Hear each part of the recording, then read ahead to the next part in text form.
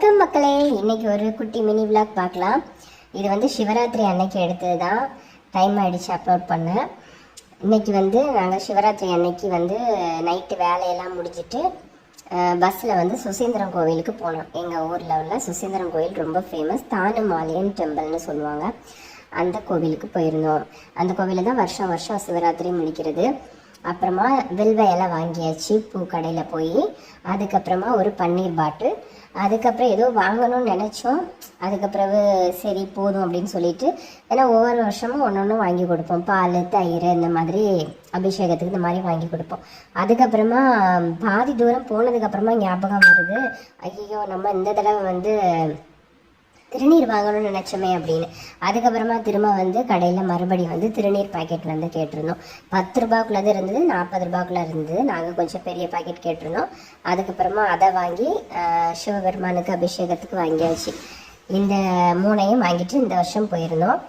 அதுக்கப்புறமா பக்கத்தில் வந்து கோவிலுக்கு போயாச்சு. அங்கே போனால் ஒரே கூட்டமாக இருந்துச்சு. என்னன்னு பார்த்தா அந்த சைடு வந்து வரக்கூடியவங்களுக்குலாம் 2 பிஸ்கட்டும் தேயிலை காஃபியும் வந்து கொடுத்துட்டு இருந்தாங்க.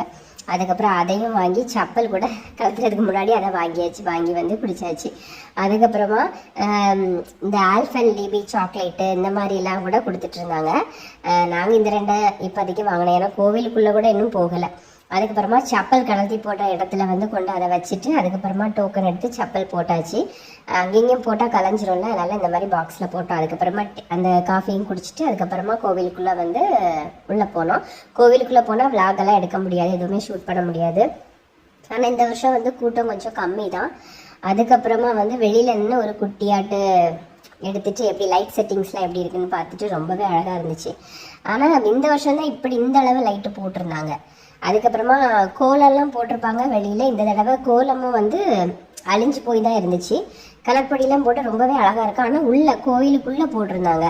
சிவபெருமான் வந்து அழகாட்டு தத்ரூபமாக வரைஞ்சி போட்டிருந்தாங்க. அது ரொம்ப அழகாக இருந்தது.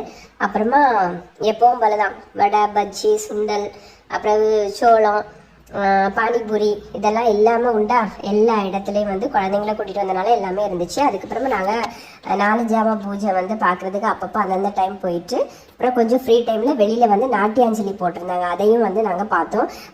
நாட்டியாஞ்சலியில் குழந்தைங்கள்லாம் ரொம்ப தத்ரூபமாக அழகாக பண்ணியிருந்தாங்க. டான்ஸ் எல்லாமே ரொம்ப நல்லா இருந்துச்சு. எல்லாமே சிவபெருமான் சாங்ஸ் தான். அதெல்லாம் பார்த்துட்டு அதுக்கப்புறமா அங்கே கோவிலில் அன்னதானம் கொடுத்தாங்க. அதெல்லாம் சாப்பிட்டுட்டு சந்தோஷமாக சிவராத்திரி முடித்து வீட்டுக்கு போயிட்டோம்.